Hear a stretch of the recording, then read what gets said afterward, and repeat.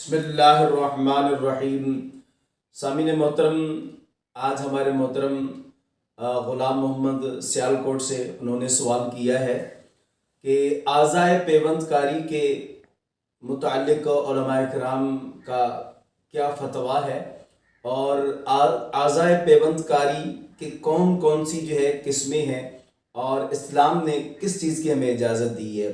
आज़ाए पेवंदकारी पर बरे सगीर पाक व हिंद के उलमा ने गुफ्तगू की है, लेकिन जिन चीज़ों को फ़ुक़हा कराम ने जायज़ करार दी है उनमें से एक मसनूई चीज़ें लगाना है, आर्टिफिशियल चीज़ें लगानी है आपको।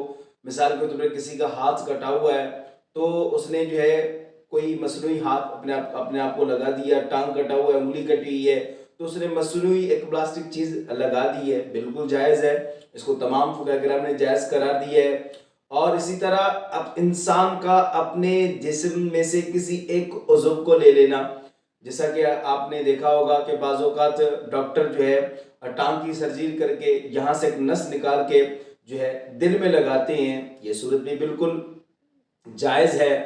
तीसरा बड़ा अहम मसला है कि इंसान का अगर कोई उज़्व फेल हो जाए तो फिर जानवर का कोई उज़्व उसमें फिट कर देते हैं। तो याद रखिएगा कि अगर वो उज़्व हलाल जानवर का है तो ज़्यादा बेहतर है, ज़्यादा अफजल है कि हलाल जानवर का भी कोई उज़्व इंसान के अंदर फिट किया जा सकता है। इसको भी जमहूर फ़ुक़हा किराम ने जायज़ करार दिया है। अलबत्ता हराम जानवर ना हो, हराम जानवर से फ़ुक़हा किराम ने परहेज़ करने का हुक्म दिया है, बिलखुसूस कुत्ता और खंजीर, ये दोनों बदनाम हैं, तो लिहाजा इन सूरतों से बचा जाए जितना हो सके। हलाल जानवर का कोई उज़्व भी इंसान अपने आप को फिट करवा सकता है, लगवा सकता है, बिल्कुल ये जायज़ है, बिल्कुल ये दुरुस्त है।